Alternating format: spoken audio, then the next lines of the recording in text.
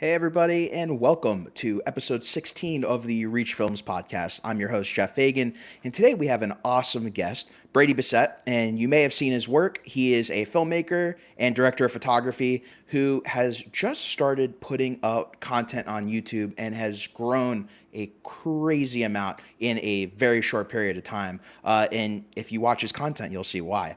Fun fact about Brady, we worked together on this documentary a few years ago now. And one of the shots you see in the intro video to the Reach Films videos was taken by him, the one where we're basically in that interview setting.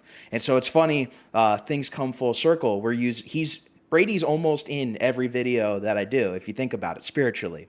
So without further ado, let's bring Brady on. Brady, how you doing on this nice Tuesday afternoon? I'm doing fantastic. And I guess with that being said, thank you for having me back.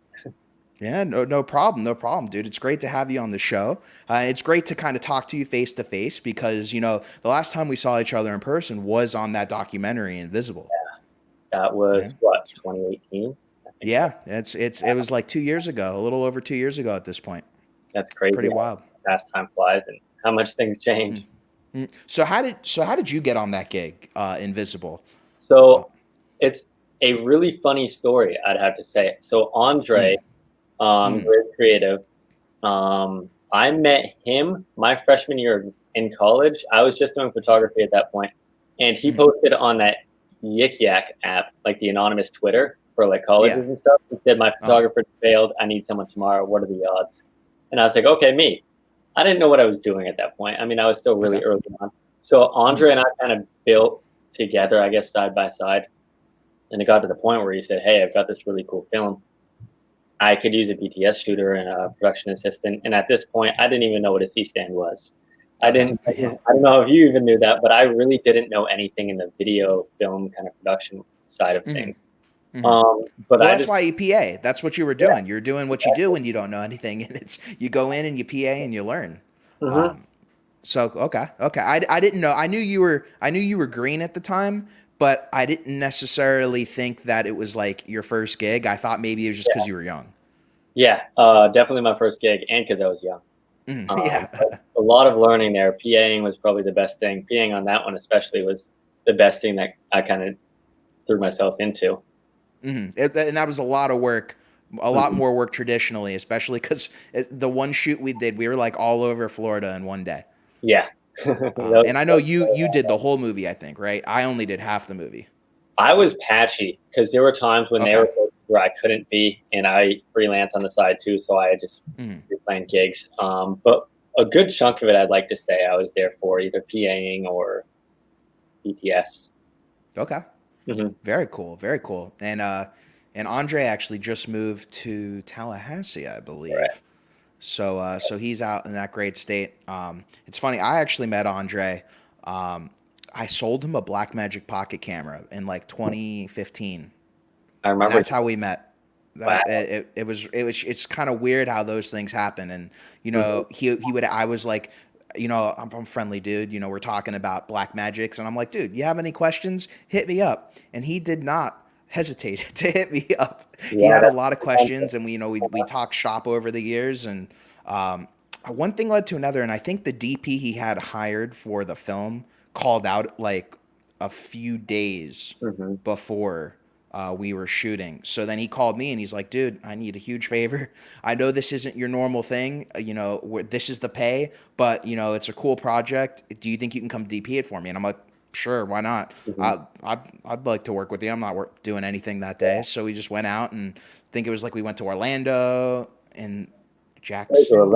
Up to Jacksonville. And then you guys drove back in one day. I stayed in Jacksonville, but left at it was like, I guess, 3 a.m. to a 3 a.m. type of day. Yeah. I remember we got home really late because it's like Jacksonville's like 5 hours from here. But it was cool. It was an experience, and we got to do that whole thing on GH5s, which was cool at the time because we got to kind of put that thing to the test. So let's talk about YouTube, bro. So you basically started YouTube what, like 2 months ago? Yeah, about beginning of August, so 2 months. Okay, so you started YouTube, and you started doing these lighting tutorial. I call them lighting tutorials, but they're really more than that. They're like videos about lighting, but you discuss it, you show your lighting. And so what kind of got you on the path to be like, you know what, I want to put these videos online and kind of show people lighting? Well, the chunk of it, and I want to make a correction. That's not when I started YouTube. I've always made like the vlogs and all that. I posted like my work on YouTube in Mm, passing, which isn't really up there anymore. But that's kind of when I mm, decided to make the jump towards this tutorial, I guess, direction. got you. So in August, 2 months ago is basically when you started to be like, you know what, I'm going to actually do something more serious on YouTube. Mhm. Exactly. Gotcha. So that's the Gotcha. correction. But pretty much my ideology behind it is I've always wanted to teach, whether it's photo, whether it's video, whatever it is. I've always wanted to teach, but I thought about a little while back going down the road of like a high school teacher, college teacher. But then I remember to my days going there, everyone took a photo class because it's an easy elective. So it's Mm, kind of like the sad truth about it. Of course, you get some kids that are very interested in it. Um, mm, but I felt that I wouldn't be heard too much and it wouldn't be as effective as I wished. So okay. that kind of, tapered out and I forgot about it for a little while. But then I started to realize as I've been learning a lot, and I feel like I've been learning a lot very fast. And I've done that all through YouTube primarily, other internet sources, but I never went to film school or photo school or anything like that. So it was all internet learning. Mm, mm. So I kind of took it as a way of me giving back and kind of sharing and trying to be a resource just for anybody else learning and kind of going down the same path as I was and am. And then Mm. it caught traction and it caught traction fast. And Yeah, yeah, no kidding. yeah. So I'm sure we'll get on that, but pretty much in a nutshell, I just wanted to build a community of kind of a family of filmmakers or anybody kind of learning in that creative niche because we all stick together and are Mm. like-minded. And I still would like to grow that community, but kind of that's what got me to this stepping stone that I'm at currently. Yeah, I mean, you're at the beginning of your journey right now. The Mhm. fact that you just grew so fast, that's an amazing side effect of your journey, which is great to see. And I remember I saw you post on the Reddit, and I'm like, oh, that's Brady. I know Yeah. Brady. And I looked at your channel, and you were modest. You were like, you just started. You had like 900 and something subs, Uh-huh. and I'm like, dude, we should do a collab. And then I think like a few days later, I see you post something, and you're like, I'm at 2,000. I'm like, okay. Okay, that's pretty solid. That's pretty solid growth in a few days. And then all of a sudden you're like, I'm at 5,000. I'm Yeah. at 10,000.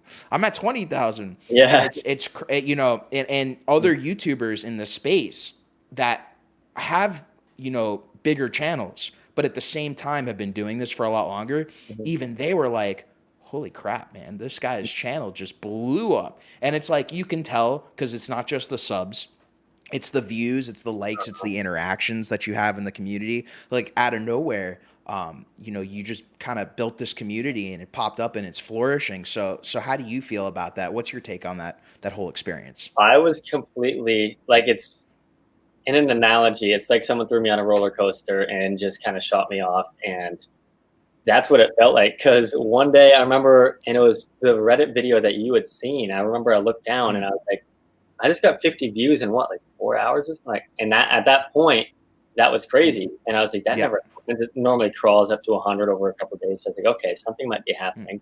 I went to mm, Reddit again and it kept climbing. And mm, then I found myself a couple of days later that turned to YouTube, and then YouTube started pushing it. And mm, then it's like the next day something new happened that was exciting or crazy or wild, and I didn't even really have time to wrap my head around it mm, before I was at 5,000 or 10 or now I don't know 23. I think I just passed, mm, and I just didn't because it was never my goal. I was like, if it mm. happens, it happens. But I had passed the Yeah. phase of wanting to blow up on YouTube and be famous and all of that. I was accepting it. I was completely fine with it. It's never my main goal, but Yeah, and that's how you have to go going in. You have to go like, I'm uh, doing this for fun. If something happens, cool. But yeah, like, you have to do it for fun or else why are you doing it? I wanted to do it for like the three people who found it beneficial, and Yeah. that was it. But hey, those three people, you do change their life. You do give them information that you never know can Hmm. help them a lot. Exactly, and that's the goal with it all. Um, So and now I remember you were telling me I saw Epic Light Media gave you a shout out. I've seen a few of their videos. mhm. Were you saying Indie Mogul? gave you a shout out too, or was it a No, different I channel? thought it was. I mean, the thing with Indie Mogul, and that was in the very beginning of it all, when I learned about suggested videos and the things that come up on the side tab. And someone So told you me, got suggested on the Indie Mogul uh videos. and for So me, I that's think pretty powerful, though. it's crazy. Yeah, because I have watched Indie Mogul for forever, and I still watch them all the time. And the fact that my video is kind of showing up in that same genre of viewers was huge to me, and I think that's where my excitement came from. I'm Oh, telling you. for sure, dude. They're OG. They Yeah. are one of the OG filmmaking channels with Film Riot, Mhm. and Griffin Hammond when he was doing that back in the day, and he still, I think he still does some stuff with them. But it's cool to see, especially like with Ted taking over Indie Mogul, and they just brought the YouTuber Dave Mays on there. But Yep. anyways, yeah, dude, it's great to see, and obviously it helped. It helped a lot, Yeah. which is awesome. Have you ever met the guy from I forget his name, so forgive me, but the guy from Epic Light Media, or was it just a random thing? It was completely random, and I'm guilty saying it. I'm not gonna fake it. I never really traveled to that side of the YouTube to find his videos. So Mm-hmm. I wasn't too familiar. I've heard of of their page, Mm-hmm. but I never came across them too much. So then I had somebody DM me, and it was like 1 a.m, and I'm assuming there's some kind of time change. But he said Mm-hmm. go to Mm-hmm. 9:42 or something. Gave me a time code and said it was Mm-hmm. me. So That's immediately I great. was like, oh my god, someone's talking bad about me. Like this is Oh. it. And I don't know why my head went that way, but then I saw that and I was completely like thrown off. I was like, who is this? What, like, why am I being posted? I don't know. It was just really cool and unique Oh, that for sure. And it's not like the acknowledged. guy gets anything from it, you know? It's like Yeah. the dude genuinely was like, hey, check out this guy Brady. His videos are awesome. He does great lighting tutorials. And, you know, if you don't catch it, you're missing out. And it's Yeah. interesting That's because the best part. he does a lot of the same stuff, Mm-hmm. which is even another, you know, kind of awesome stroke to your ego. You Mm-hmm. know, he does the same stuff. You know, a lot of the only videos I've seen from him, and I'm not saying it's the only videos he does, but it's the only videos I've seen are basically like lighting tutorials where it's like how to film in like direct sunlight and still have a great looking image and stuff like that. Those are the videos I've seen from him. So to have a guy who is relatively successful in the YouTube space, you know, push your channel so early on, I think that you know, you got to pat yourself on the back a little bit, you know. That's a pretty great accomplishment. So I know you're in Vermont right now, and give me 1 second. We have some comments here. Oh, I love Oh, I look. I think she's a little familiar. it. A little Hey, bit. Sarah. Thanks for watching. Um, so I know you're doing some stuff in Vermont right now. What are some of the projects you're working on currently outside of the YouTube sphere? Yeah, so I'm working with a really cool company. I guess formally now it's called Lord Corporation. Just got bought out by a company called Parker.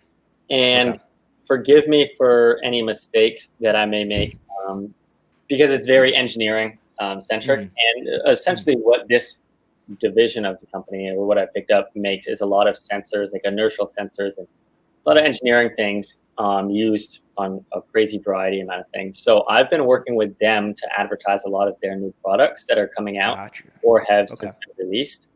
Mm-hmm. And it's a really cool, I guess, really cool series of projects that I'm going on because they're making a big change in Mm-hmm. a lot of their content that they've been putting out.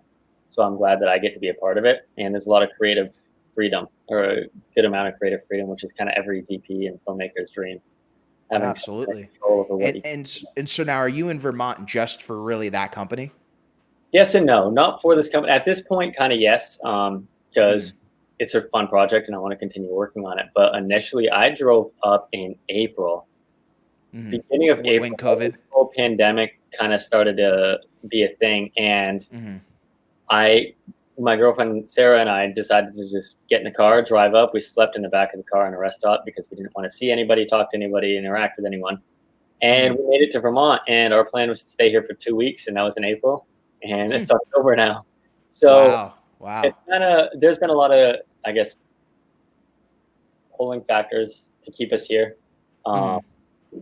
but seasons are great. There's a lot of potential for landscape stuff and all that Oh, stuff. of course. And we're from Florida where it's the Yeah, flattest land on the planet. exactly. So it's like when I feel like when Floridians, especially South Floridians, when we're filmmakers or photographers or pretty much just creative people, when we go to different parts of the globe, even different parts of America, you like go and you're like, it's nature, it's mountains, there's Yeah. so much to do, and it's always been there. But it's Mhm. the fact that we don't have that here to where I feel like we appreciate it more when we see it.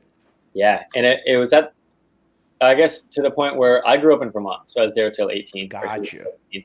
So I, Okay, so you're not a Floridian. I thought you were a Floridian. yes and My no, bad. 5 My years bad. already, and so Mm-hmm. for enough of it. Mm-hmm. But I didn't appreciate the landscape, the nature, the anything in Vermont Mm-hmm. until I left, saw something completely Mm-hmm. different, Florida, the whole tropical climate, and then I went back for a vacation, and I went back this time of year, and it was fall, and I was like, "Oh my god, all the trees are orange," and it was crazy. So that's when my appreciation started or started to shift for Vermont Okay. nature and other places like that.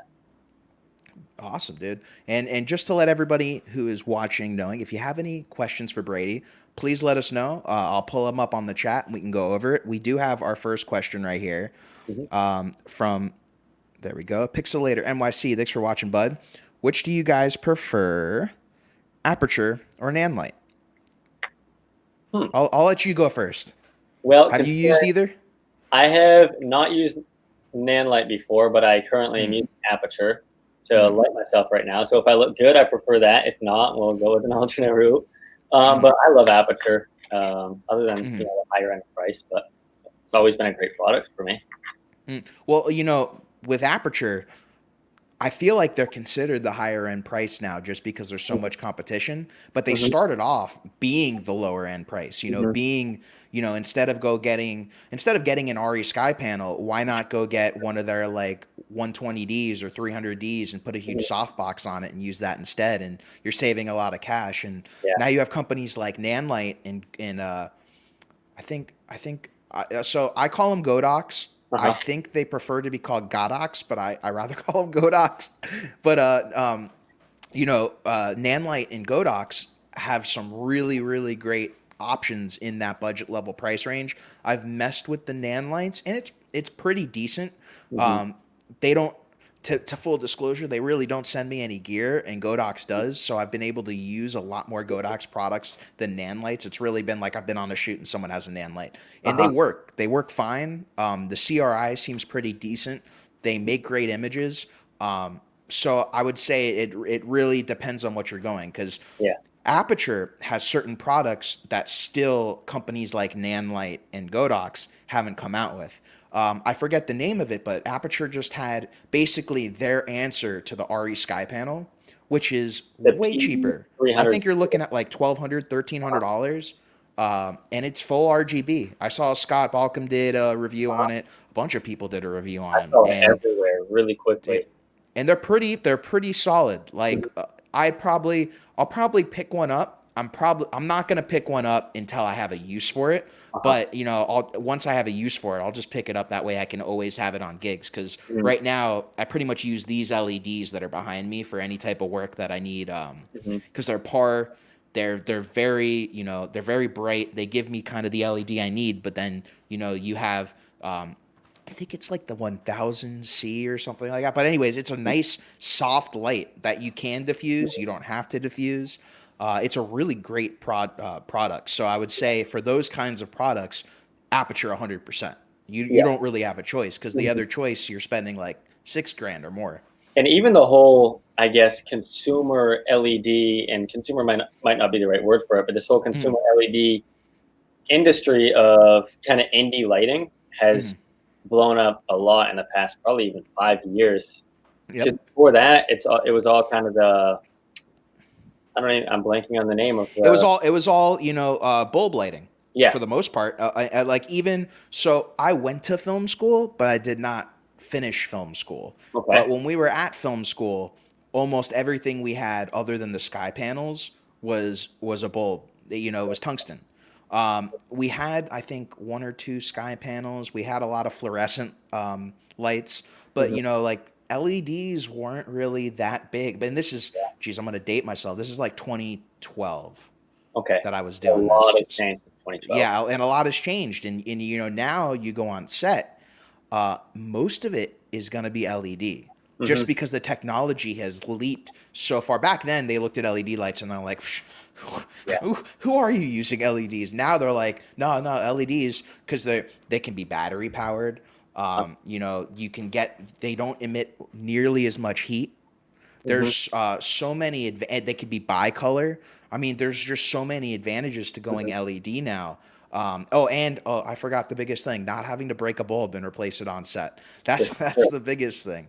This is true. So yeah, I'm with you. The technology has come so far just in 5 years, but it Hmm. just keeps going further. I mean, again, Yeah. that aperture product that's supposed to mimic the sky panel. And even their 600X or 600D or whatever they released is Mm-hmm. starting to get Mm-hmm. the brightness that you can really do just as much, which is Yep. crazy with LED.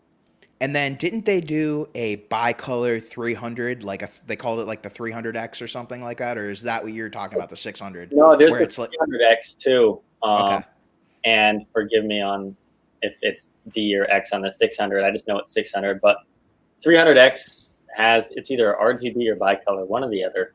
hmm Uh, I'm not 100% sure. I think it's bicolor because that's what I saw. And then it's the only misleading thing is that it's pretty much 50%, unless you have both colors on, it's pretty Hmm. much 50% of the total output is going to be Hmm. 3200 and 50% is going to be 5600. So you're never getting like that full 300 output. But I Okay. mean, that's a typical thing with bicolor Yeah, lights. you lose some. And so Pixelator says it's called the Nova, and you're totally right. It's Yeah. like the Nova 1000C or something like that. Hmm. But it's a sick product. I can't wait to get my hands on one. Hmm. Then we have Frankie K. Great live stream. What would be the best way to light a standing car in broad daylight? I have a commercial coming up and was wondering which modifiers to get and where to position them. Brady, you're the lighting expert.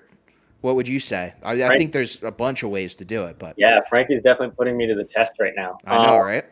But I would say as long as the car is still, that gives you a lot of advantage because you don't have to deal with rigging up any kind of lighting setup. So immediately that helps a ton.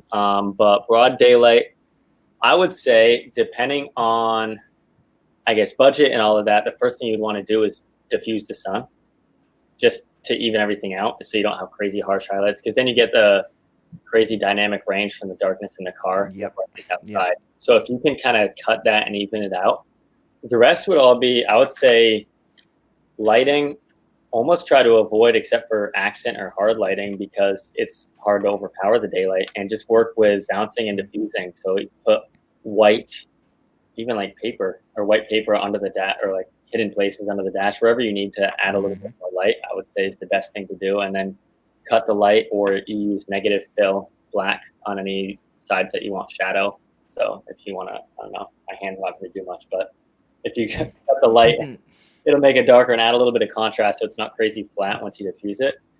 I would say playing around and just seeing what looks best. And I also think during the middle of the day is probably going to be your best bet to control everything because at least your subjects, if you're not shooting in a convertible, at least they're going to have the roof of their car over their head, so you can control the lighting a little bit more than if you're shooting earlier or later on in the day where you have the light coming in at an angle where it's constantly moving and you have to kind of adjust what you're shooting. I agree. What your setup is. I hope that answers your question, Frankie. Thank you, Frankie. That's So the car commercial. yeah, and you did a video on, but it was a car in the rain, right? Yes, the complete opposite mood, complete opposite time of day. Yeah. Yes, I did. Yeah, and typically what we're doing at this point is when we shoot cars, we're not shooting them outside.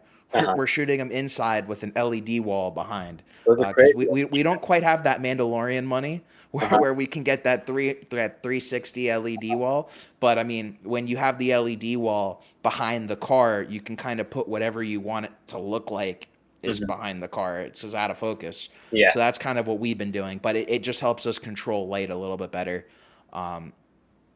It works. It's not perfect because it's, again, these LED walls we're using.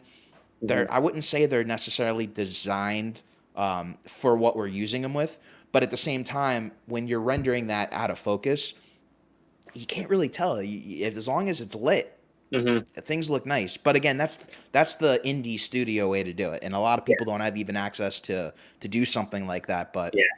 you know, I sometimes when you're on set and you're shooting with SAG actors, you especially in this pandemic situation, you don't necessarily have the free range to shoot in all the same situations you would have prior. So Yeah, I agree. so let's talk about cameras for a second. So we'll only touch on that you're using an EOS R as your webcam right now, and that's part of the reason, besides the lighting, that it looks so great. But you're really using a Pocket Cinema camera 4K for most of your work, right? That is the extent of my, honestly, I think like the higher end cinema cameras I've gotten my hands on. I kind of work on, Mm, I'm coming from a very low budget standpoint. So whatever I can get my mm, hands on is what I got and mm. whatever I can afford. But I use the Blackmagic 4K for 95% of my work. And I'm even impressed with the thing every time that I use it. Yeah, absolutely. I got mine. I don't know if you can see it. I think it's actually behind me. There it is. Oh, But yeah, it's peeking out. It's hiding. It's waiting. it was the But nucleus that gave it away for me. it was the what? The nucleus, is that a focus pull that's on it? Yeah, the nuke. I think right now just the nucleus hand wheels on it, but the motor's actually in my backpack Oh, because I was planning on using it on the Komodo for something earlier, and I went out and shot earlier, and I didn't use it, and it's not. But anyways, dude, I love the Pocket 4K. okay. You know, I've had it for over 2 years now, which is crazy to think about. You know, we actually, Andre and I, when part of the reason he hit me up for the Invisible doc was both of us were talking so much because we had the Pocket 4Ks on pre-order, Mm-hmm. and I literally got the first Pocket 4K that got shipped out Really? to a consumer on the consumer level. Like, I'm sure there's certain people that had like pre-release versions, but I had like the first released version, and that's why we were talking so much, because we were hoping that we could actually shoot Invisible on the Pocket 4K, but it kept getting like delayed. They're like, which is typical Blackmagic. They're like, it's going to shoot at this date. Now Uh-huh. it's going to shoot at this date, or it's going to ship at this date. But that was one of the things we were talking about a lot back then, because we were like so excited for this camera to come out. And, you know, I knew it was going to be big, especially from having the original Pocket that was pretty big at the time. But I don't think anybody saw that this thing was going to become the camera that pretty much anyone who considers themselves a serious videographer, Uh-huh. filmmaker, like someone who shoots music videos, pretty much any kind of content creator that doesn't have a reason to be shooting on a system like Sony or Mm-hmm. Canon. If they're looking for ultimate image quality, they're pretty much the Pocket 4K became this huge Goliath. I mean, I see guys who literally religiously shoot on Reds who they didn't, you know, get rid of their Reds, but at the same time they picked up Pocket 4Ks and their Reds just sit at home because they're like, I'm happy with the Pocket 4K. I can Mm-hmm. charge less for this shoot. I don't have to worry about as many of my assets being out on this shoot. I mean, it's a win-win-win in so many situations, Mm-hmm. and especially the B-raw. Yeah, I don't. How often do you shoot in B-raw? I think always. Yeah, yeah.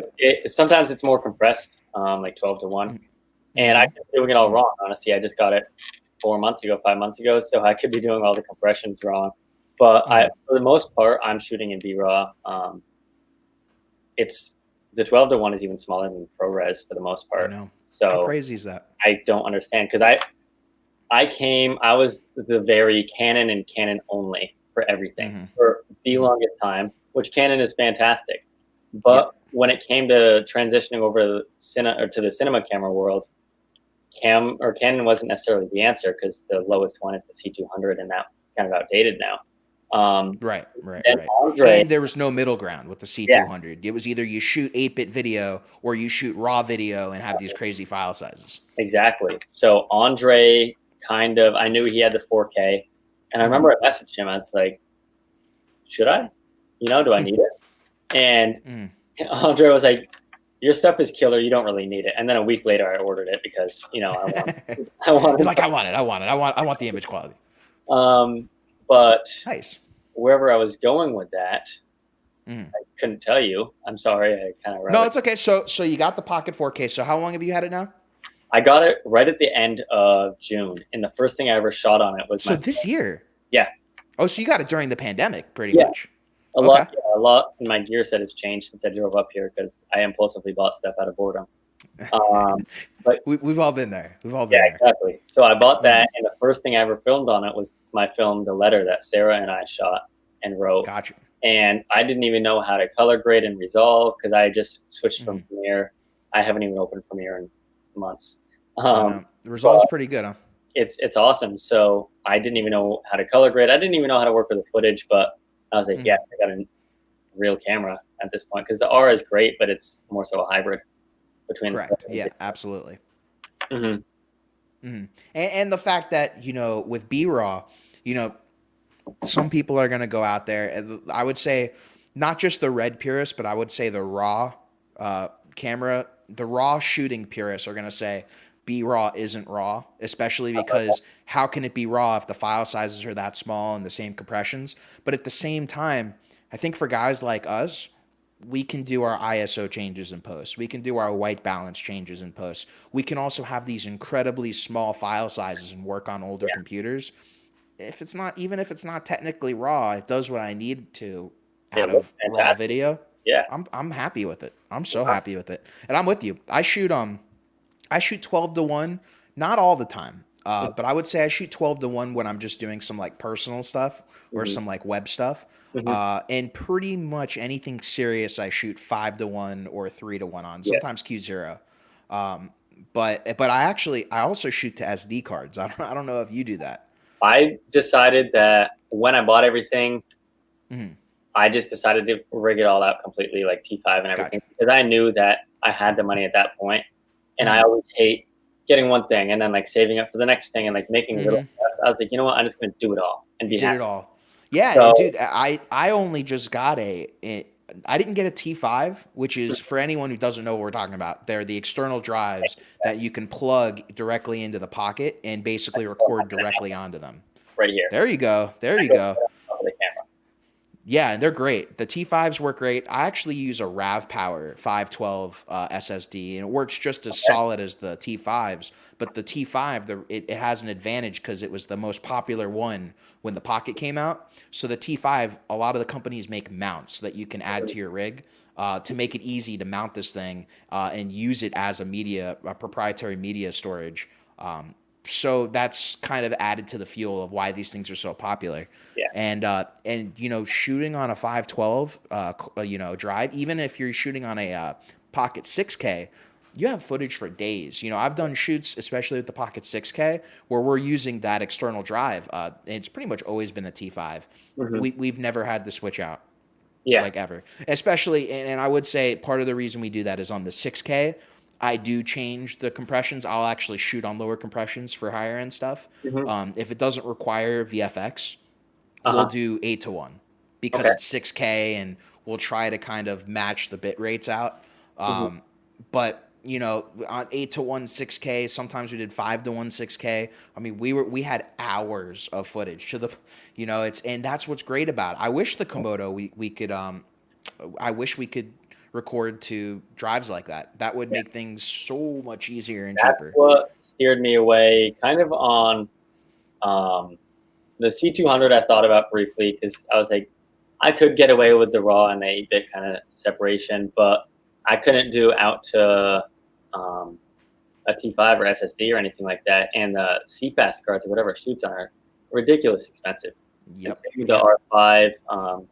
Yeah, I wasn't Mm. necessarily kind of in the market for it, but it crossed my mind when it was, really hitting the market hard. And Mm. again, no SSD, so I figured No like, SSD. You got time limits up the wazoo. uh, There's a lot of things to consider when going with that camera. The image is beautiful though. Don't yes, get me wrong. Beautiful image. Absolutely. I got a chance to play with it, and I was Really. blown away by how sharp it was. Yeah. And I only had it for about 6 hours, and I didn't Okay. have any CFast cards, so I was really limited. I couldn't shoot an actual 8K, but I could. It was like I think that doesn't even use CFast. I think that uses what's it called? CF it's Express. it. Yes, Yeah. that's what it uses. CF Express, which Uh-huh. is I think a little bit faster than Yeah. CFast 2.0. Because the file sizes on that, don't get me started with. They're just I crazy. know. I know. It's pretty ridiculous. And when I switched over to the Komodo, I had like one CFast 2.0 card, but it was not big. It was like 32 gigs. So I had to go out and I had to buy CFast 2.0 cards. I think I spent like not like I'm gonna say it's not a crazy amount, but some people are gonna be like, oh, I spent like $400 on media, Yeah. and then on top of that, it was the approved media for the Komodo. Mhm. So what I ended up having to do, which doesn't just work for the Komodo, but it works for a lot of the other cameras that use CFast 2.0, I bought this converter, which is basically a dummy CFast 2.0 card that goes into the media slot, and it just has a wire that goes out to this housing that you can put SSDs into, and it works on it. It's not Red approved, but it does work on the Red Komodo depending on what SSDs you're using. It's all SSD dependent because every SSD, even from the same manufacturers, if it's like a different version of a 480 or a 512, it may not have the same write speed. But it was basically able to give me a lot more space, and it works on the Komodo, again, not Red approved, but it works on cameras like the Ursa Mini, which, Mhm. well, a lot of people were using basically up until the new Ursa Minis now let you record via USB-C Yeah. to an SSD drive like you use. But people were using them for years, and that's one of the reasons I was like, I just spent $400 on media. I'm gonna spend $100 and try this thing and see if it works. Because worst case, it doesn't. But anyways, like you were saying before, I don't really know where I was going with that, but I was just It talking happened. about the CFast 2.0 cards. It happened. Um, I know, it happened. But so let's talk about autofocus. So, were you a big autofocus guy before moving to the Pocket 4K? Not really. I kind of had a good wiggle room of transition time where I had previously kind of rigged out my EOS R, so pretty much Mm-hmm. engaged in the Atomos Ninja so you can get the 10-bit color. Mm-hmm. And I transitioned to manual focusing on one of the Sigma art lenses, the 18 to 35, just because everybody had it and it's really good in manual focus. Yep. And that's kind of when I got out of using autofocus a lot. There's definitely a time and Mm-hmm. place for it where the R's autofocus does really well, especially with the face tracking. Yep. But now that I have the Black Magic, I don't know what autofocus is. Yeah. Except Yeah. for, There isn't. yeah. So. So the only time I used it was when I was just comparing the autofocus on the R5 to that, just a video that actually never came out yet. But Mm-hmm. that's the only time I've used the autofocus on the Black Magic. Mm-hmm. And you know what's crazy for me is I've pretty much never used autofocus ever Mhm. for video, like ever. I've used it for photos, don't Yeah. get me wrong, but typically it's a different camera. Hmm. And with the Komodo, having a camera that has autofocus was kind of like game changing. Hmm. Is that Uh, the dual pixel autofocus, like the it's equivalent? not dual pixel. It's PDAF, so it's a similar type of system that Canon's been Mhm. using, but the Canon dual pixel does beat it, Yeah. hands down. Not even gonna sit here and be like, it's close. No, it's not close. Hmm. It beats it. But to have a cinema camera that has decent autofocus, Yeah. you know, if you're shooting a feature, you're not going to be using the autofocus. Hmm. But if you're shooting an event, you're doing a documentary, you're Yeah. shooting stuff where, you need to be able to have that quick Yeah. pop in your focus, and you maybe can't have an AC. You can't have a focus puller. Hmm. That's kind of where I've noticed this is really cool. Um, what's unfortunate is when I went to Atlanta to go film that short sci-fi film, I Hmm. was hoping they would have the autofocus because when they first released it, it wasn't available for every lens. It was like literally some lenses had it, most lenses didn't. And then the week after I got back from that trip, they released the autofocus for the Sigma 18 to 35. So I've been playing with it a lot, and it's crazy because you can't notice the autofocus as much when you're using a camera like this and a Uh-huh. lens like that because of the minimal breathing that the Sigma has, Uh-huh. which is again why it's so awesome. To Yeah. have a photo lens that has such minimal breathing is ridiculous. Uh-huh. And so it's funny because sometimes I'm like sitting there, I'm like, did it even focus or was I focused the whole time? Yeah. It, but it's been interesting. It's been interesting being a non-autofocus guy playing with the autofocus just Hmm. because it's there. Yeah. I agree. And Hmm. I'm sure if because like I said, majority of things I do, except when I shoot photo, obviously, like when I shot a wedding a few weeks ago, Hmm. and um, autofocus. It's like a different side of your brain when you're doing photo. So obviously you need autofocus for photo, wedding photo. Yeah, So, I feel like why would you not use autofocus for photo unless you're like carefully planning out the shot to get that like perfect like product shot or something. yeah, If you're just like snapping photos, I feel like not using autofocus is kind of like damage, brain Mhm. damage. Yeah, I know. You're not gonna tell them wait the kiss so you can full focus. Yeah, yeah. Hold on one second. Hold on one second. Let me just refocus you. All right, do it again. Do it again. That one wedding moment that you're never gonna get back in your life. Mm-hmm. But Mm-hmm. but awesome, dude. Well, I'm just going through the chat here. I think that's it for the chat. So dude, so let's wrap things up. What are some new videos that are coming out on the channel in the next few weeks? Oh boy. As far as tutorials or as far as just Just personal? whatever. What's kind of the path that you're setting us upon? I will say Coming a soon. really, really cool film that Sarah and I, mainly Sarah. Sarah's the writer with a lot of the stuff that I do, because she's a songwriter and screenwriter. Quite Mm-hmm. frankly, just a better writer than I am. So her and I are Mm-hmm. working on a really cool short that we're hoping to get up by Halloween. If not, it might be a little bit after. I'm not sure yet, but that's going to be a really fun one that we're in the prep stages for, kind of a last minute project. Mm-hmm. Other than that, I do have some really fun tutorials coming. I can't say exactly what yet because I don't know what order, Mm-hmm. but I like to think all my tutorials are fun.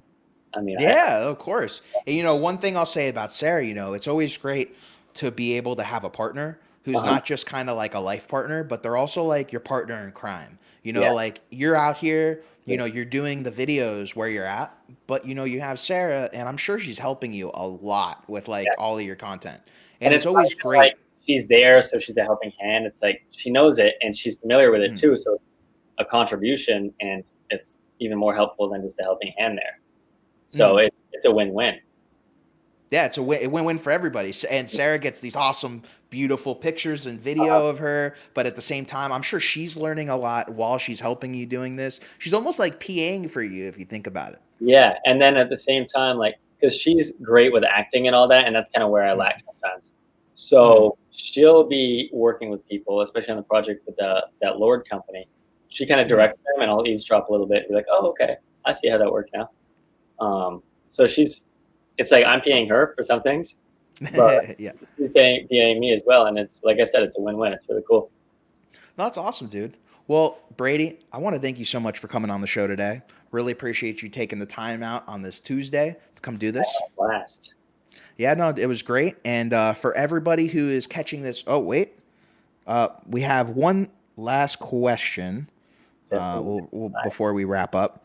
Hey Brady, what is your advice for someone who endeavors to start their own film production business?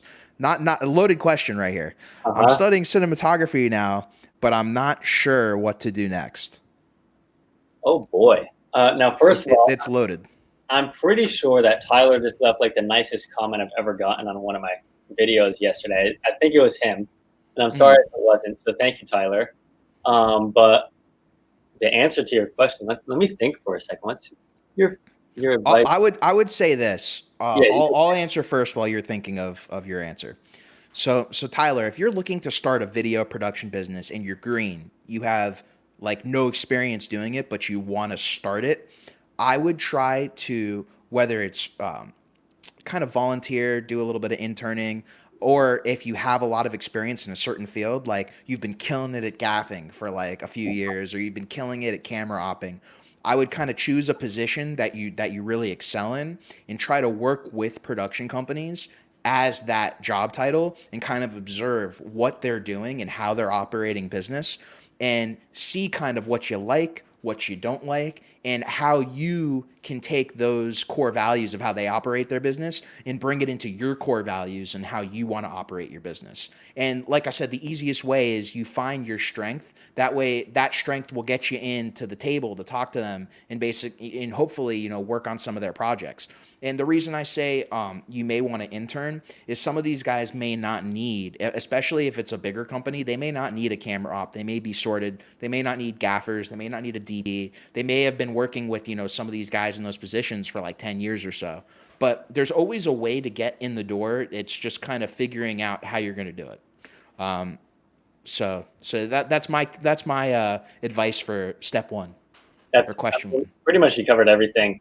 And I know that Jeff excels a little bit more on the business side of things than I probably do. But the main thing that I would have to say is definitely either make friends or join, or like you said, intern, or just build this kind of family or circle of not necessarily resources, because you gain a lot of cool friendships along the way, but a network almost, to where you have people trying to gather my words too, where you have people to either help. You're like a collective. You're like a filmmaking collective. Yeah, exactly. Because I've got so many people where I'll throw things back and forth, or if they've got a project that, like you said, they don't necessarily need anybody, but say, hey, come help me AC or help me DP or whatever. And same vice versa when the table switch.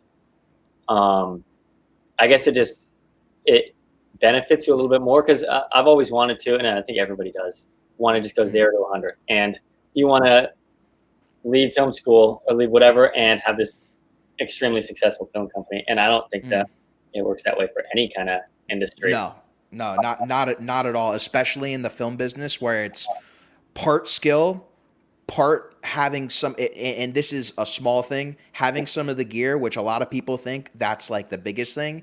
And honestly, that's the smallest thing, because you can just rent all that and not have to pay somebody. But then also relationships. And relationships is the biggest part that everyone misses in this industry. And it's, you know, a lot of the times this person gets this job working on this movie because he knew the right producer who's like, you know what? I'm going to go get John to go in and you know, DP this movie because he's done some good work for me before.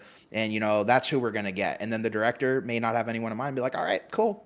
Yeah. You know, it's little things like that. And that's why Brady's totally right. You got to go out and you got to make connections, and you got to get kind of your face in other people's minds. That way they're like, oh, you know, I was thinking about hiring Tyler to go do this event. You know, let's bring him on and let's give him a try. And you're not going to get there unless you kind of interact with everybody. Yeah.